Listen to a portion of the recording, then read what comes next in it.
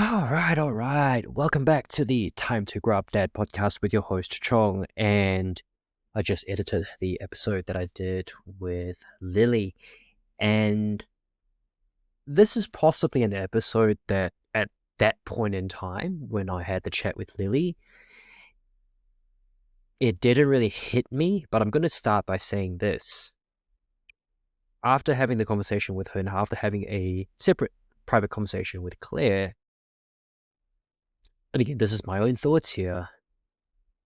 The and mums and ladies out there, please don't come with your pitchforks because this is just purely my thoughts, and please let me know if this is not true. The rite of passage of a mum seems to almost feel like vaginal birth is something that they would really want to go through in order to experience what it's like. It sounds really dumb saying out as a male man, because I can only imagine the immense amount of pain that someone has to go through. And wouldn't it just be so much easier to just go pick a date and that's sort of it? But after having the conversation with Lily, and I'll talk a little bit about it too, and then having a separate conversation with Claire, it actually dawned on me that maybe actually, you know what, I'm a I'm a dumbass. I think it does seem like, and I speak to a few other mums as well, that vaginal birth is almost in itself a rite of passage, an unwritten rite of passage for women becoming mums. And to not bring in too much of our own private lives here, because obviously Claire's not here to defend herself. Um, Henry was a C-section baby, and it seems, based on how we're trending at this point in time of this recording, Marcus could potentially be a vaginal birth, so a natural birth, for in other words. And we're really looking forward to it. We're really looking forward to it, and we really, really want to make that happen, not just from a recovery standpoint, kind of post-birth rebound, but also that experience. And we never really experienced a vaginal birth. We had to do an emergency C-section. So with Lily, one of the things that happened to her was she was basically put under, there were a few complications leading up, and all of a sudden she was being put under GA, general anesthesia. And she basically said, and I don't know if this was exactly, but all she remembered was she was being put under GA, the mask came on. When the mask came off, all of a sudden there was this blob of flesh on top of her. Like, could you imagine what it feels like to go, now, not this is not a normal case, right? I think C-sections, like for those who have been there for a C-section, as a partner, you basically stand there, behind a little curtain. They cut your wife open or your partner open, and the baby comes out, and you deal with the baby while they stitch your wife up or your partner up. For Lily's case, it's almost like oh, cool. I'm expecting a baby. I'm expecting these big things to happen. I close my eyes, and all of a sudden the baby comes. It's like, where did that, like, it almost feels like you've crossed a bridge, but you didn't really know how you crossed it. It's like one moment you're here and one moment you're there. And for her, like, I can only imagine, like, mentally, that must be so difficult to process.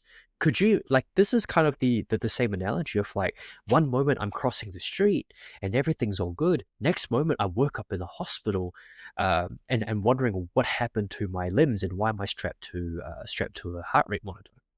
It's kind of one of those things.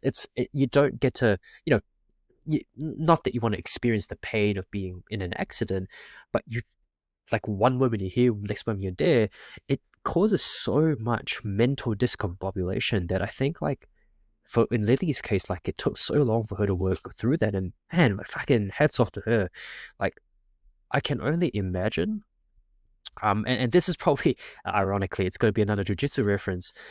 Um, Even that, it's not particularly in line. Imagine you're getting rear naked choked from the back. Like, someone's choking you from the back, and you're not tapping, and you go out, and then you wake up, and then you almost have this, like, oh, where am I, kind of situation, right? It's almost like that, right? For those who have been choked out, you probably know what I mean. And yeah, like, and I can only imagine sort of the mental fortitude she had to kind of obviously work through that, whilst obviously nursing her baby and stuff like that. And her baby was lactose intolerant too.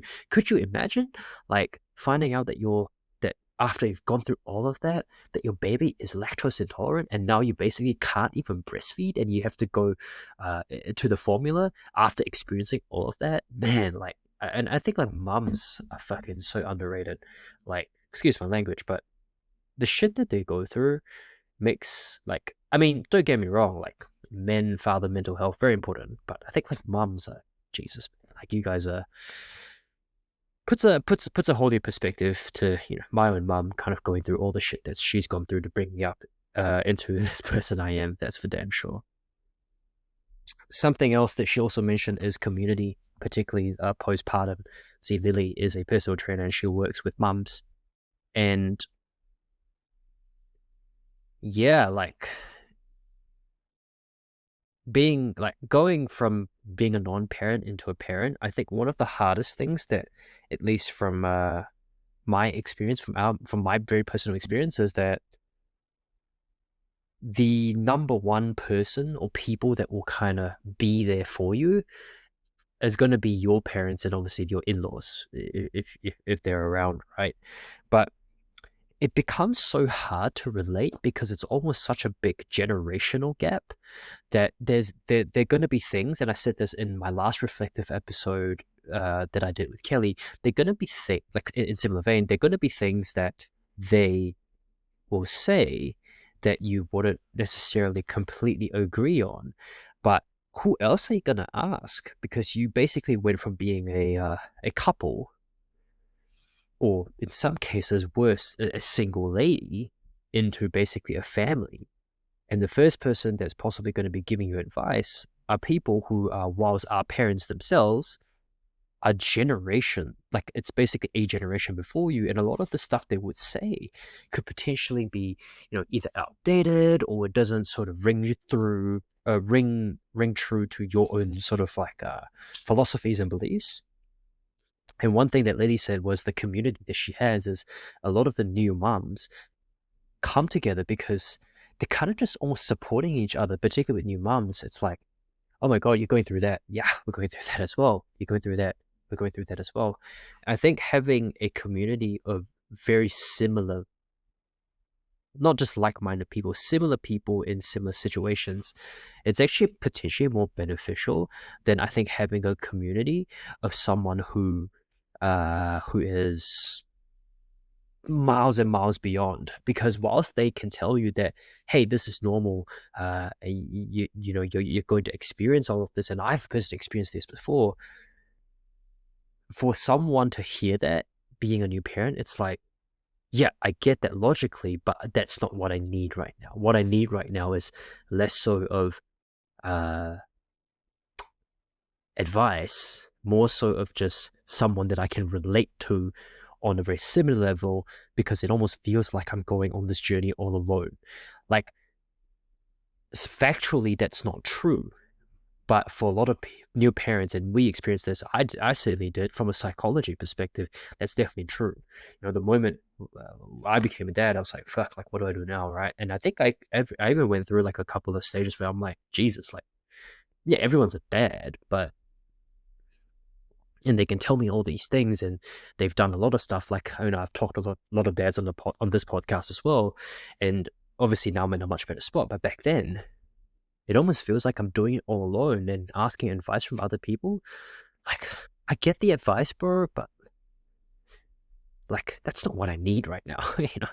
I almost instinctively want to fix things. So one thing that Lily did really well was obviously creating this community within her group, to facilitate just conversations, to have a chat.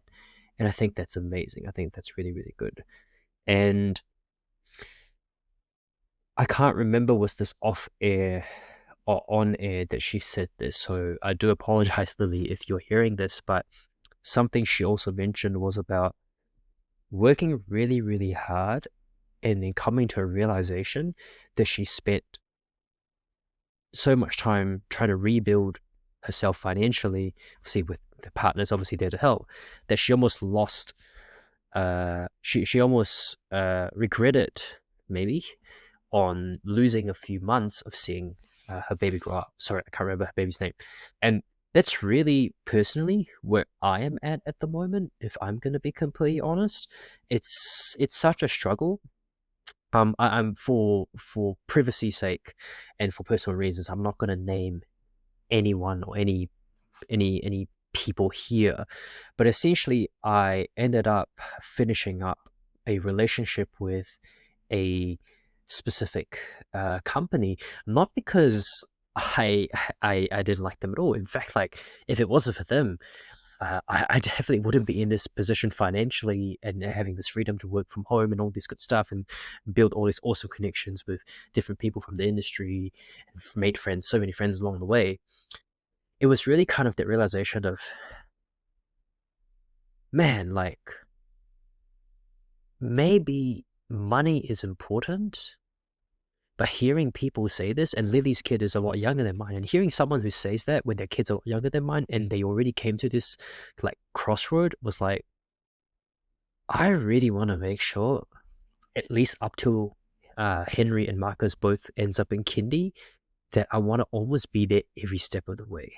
And so whilst financially I might not be able to be very sustainable, and hand to heart here, like obviously I'll try, but it's kind of one of those things where I rather be in a position to be able to spend more time with them and see them kind of grow up and be there for every single moment. Because the reality is this, you can't replicate these moments. You can't, you absolutely can't.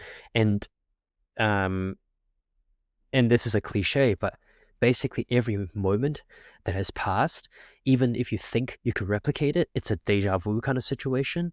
It's not really true. Like, it's still a new situation. It's not the exact same situation as before. So, hearing him fall for the first time, seeing him fall down for the first time, seeing him explore bruises and cuts. These are very small things that maybe you're going to forget when you grow older as a parent. I think I would. I certainly would.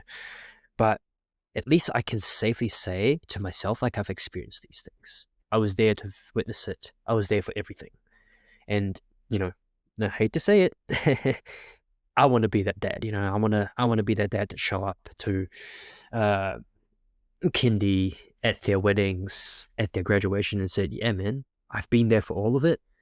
Screw all of the dads who weren't there, because I'm the man and they aren't, and I have that in me, and I want to kind of keep that going for as long as I can. So that's all, folks. We'll see you next week for a new episode. If you like the reflections, do let me know. What are some of your takeaways? What do you think? Do you find that these ones are getting a bit too draggy? Let me know, because honestly, it's just kind of me using this as a bit of a platform to journal kind of my own thoughts as well. So peace out and catch you in the next one.